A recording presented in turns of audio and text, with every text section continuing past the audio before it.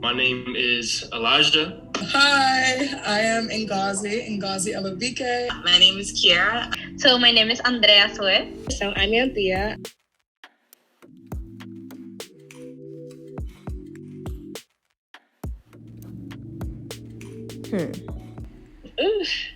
I feel like it depends on what you're looking for. I think it's a bit hyped. Like, it's the same type of thing. The only thing that's changed is like the dollar and pound sign. Like, everybody acts the same, dresses the same, talks the same. Like, it's just the same type of game. Like, the game is the game really over there. There's nothing different than what's happening back here at all. All I'm going to say is that at no point did I see another Damson Idris or Idris Elba or John Boyega or any of them walking around. Nobody that was even relatively close, okay? Not even the the fine like Black Brit Instagram influencers that you see. I didn't even see nobody that looked like them. I'm convinced that they're not real. So as far as living up to the hype, I don't know, I feel like Twitter kind of like set the bar like way up here, and we kind of need to bring it down to the regular level, y'all. It's just right here. I think that is something that I definitely had on my mind when I went there. I was like, oh my God, British men, accent. I love the accent. I did not date this guy. I met him once and then I went home with him, which is from the McDonald's. So I met this guy and I went home with him and he was very attractive and I loved his accent.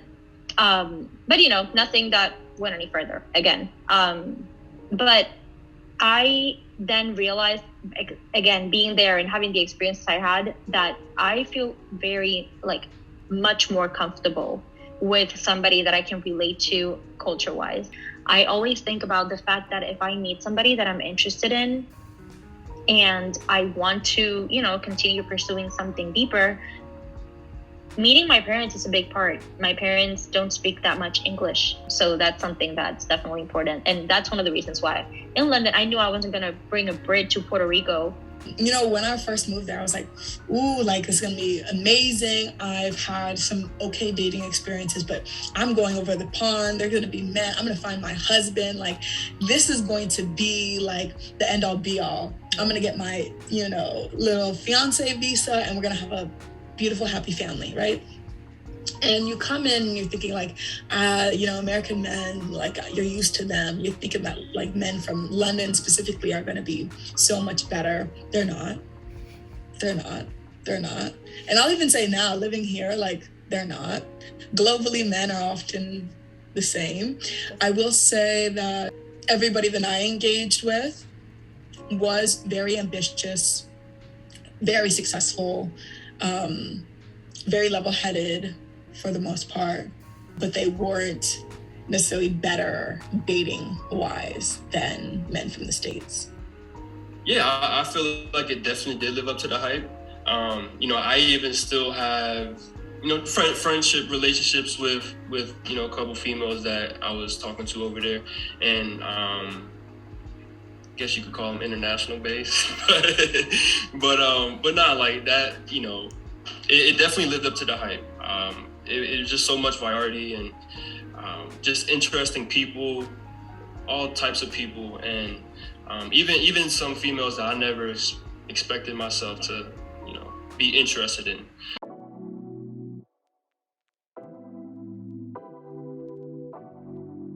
I thought I did until life hit me and I was like, I'm going home. What am I talking about?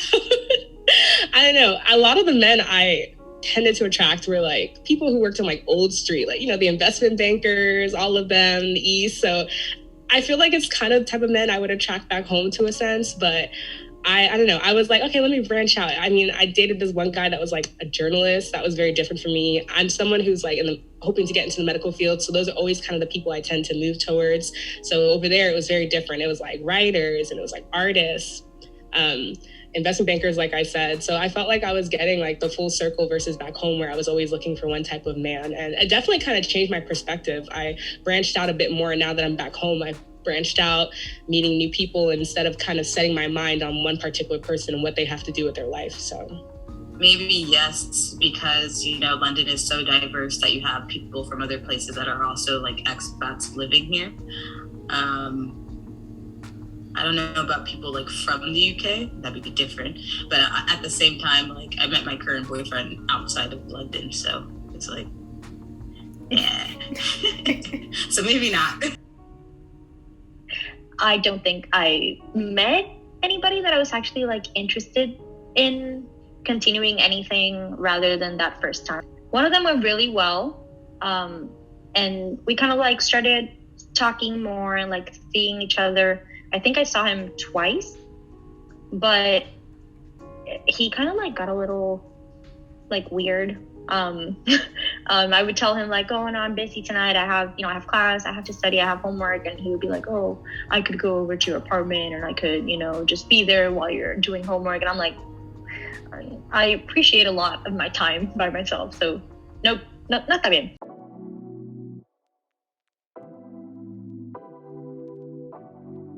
I feel like it was definitely 70-30 dating apps and then meeting in person. I feel like as an expat, you're really just starting from scratch. So it's kind of hard to do 100% meeting in person unless you just have a lot of connections and you know the right people. But I think for me, I was already on Hinge in the States. So using Hinge when I got over there was just kind of like easy. Yeah, I think half of them were on dating apps. Half of them were like in parties and other social events. Yeah. So I'm a fan of Hinge. That's like my number one, top one dating app. I still use it here. I should say, since you're recording this, right, I'm explaining to you, I also live in Ireland now. So I meet most people on Hinge. I've done a little bit of Bumble. It doesn't hit the same. I think I've been on one date with somebody from Tinder before. It's not my speed. It's not the vibe. Other people I meet like at parties, or people like slide into my DMs as well, and like ask me like to go out with them. So I'm like, sure, love me a little free meal. So anyway, yeah. So the way I actually prefer it, it was through a source. It was through an alley-oop. Somebody we were going to school with. Freddie hooked me up. I became friends with Freddie's homie. His homie had somebody he was going to school with who just threw me the alley-oop. Okay. And then the DMs got exchanged. So exchanged a couple messages, and then it wasn't long until we scheduled a meetup. The online apps, they're weird, people a little sketchy and whatnot. I don't think I ever met up with anybody using the app. I think all my dating happened via in-person conversations. There was a lounge bar, pub down the street where I used to go do work from where I lived, and just started chatting up with one of the bartenders, and that was one way. And just it was always like person-to-person conversation. So when I was in London, I don't even think I can't remember using any dating apps when I was in London.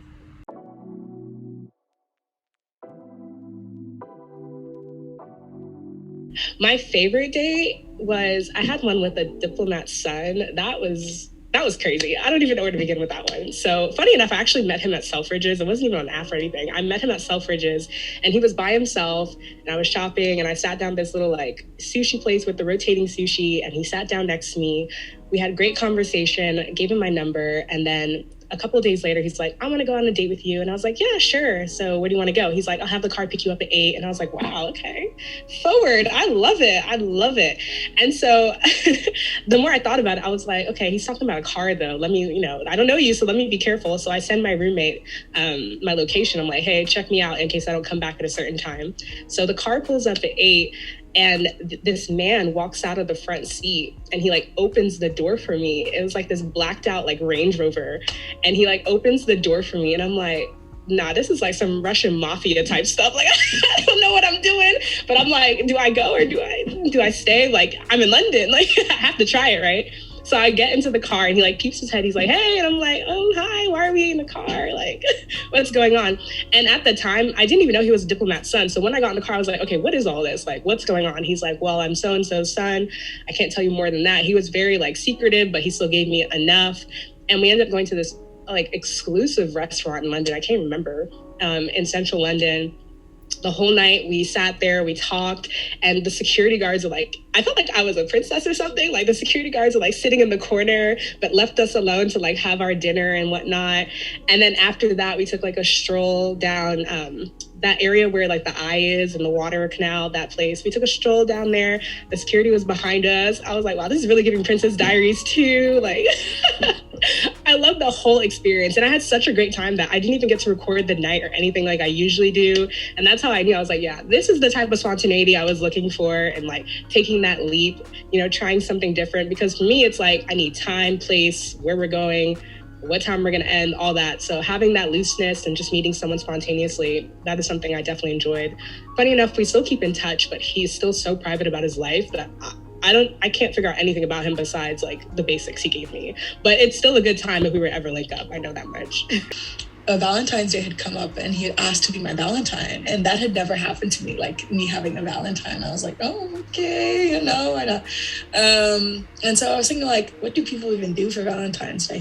So I was like, okay, cool, like thinking it's just gonna be something calm, right? Like this is our second date, I don't even know you, right? We like walk up and we end up in front of this huge like event warehouse space, right? I'm like, what is going on? What is this? We walk in, and there's somebody like checking tickets, and she hands me a wristband. He checks the tickets, he hands me a wristband. And I'm looking around trying to figure out what it was. Basically, it was this huge wine tasting event. And all these importers and winemakers had flown in from Portugal. And one of the different booths where it was a different type of wine from Portugal. And I was just beside myself. And I was like, how did you like come up with this? And he was like, oh, like in your Hinge profile, it said that you liked wine. And I was like, I do like wine. So we like went around, like all of them. There's food there as well. Let's just say I got fucking drunk, like drunk, so drunk, like a mess. And he like produced a gift for me at the end of it. And he's like, oh, here you go. And so that was really like a really amazing experience. It shows that people can be like, you know, no matter how long they've met you, if they truly desire to like show it for you, like they'll be thoughtful and considerate and pay close attention to details. And even the book he got me was related to something that was like around my career later on. So it was the day before my birthday, and it was right after everything like opened again after lockdown. So it was like the first time that like we could do things, because my birthday's in April. So that was kind of like when everything was able to open again. And it was like, you know, the sun was shining in London for like the first time in forever. It was like really hot. I could wear a dress and like was warm, which was, you know, just hasn't happened in forever. And we went to like Tower Hill, and he like baked me a cake and things like that. So that was like really sweet. And like also got me a present. We went to a Spanish tapas place. So that was really nice. So then had like a bunch of sangria, and we just had like the biggest paella ever. And I just love different foods. So I was just like living my best foodie life. And then just chilled afterwards. And it was just like really nice because it was pretty early into us dating. I think it was like a month or like less than a month. So it was just nice that he like put that effort in early on. So it wasn't just one day. It was there was this spot called the Book Club in Shoreditch, and they had a bunch of different events. And one night I went to a speed dating event, and I never did it before. And I was like, you know what? Like, it was a nice little social club. So I was like, you know what? Let me go there and check it out.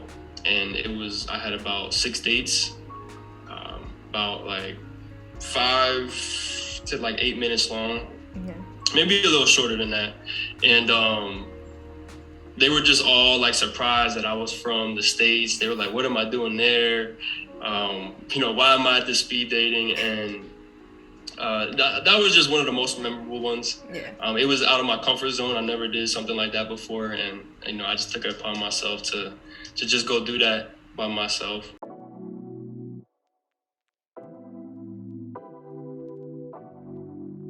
I guess this could be more than just London. This could be if you're moving anywhere unfamiliar, but honestly, just take the chance, right?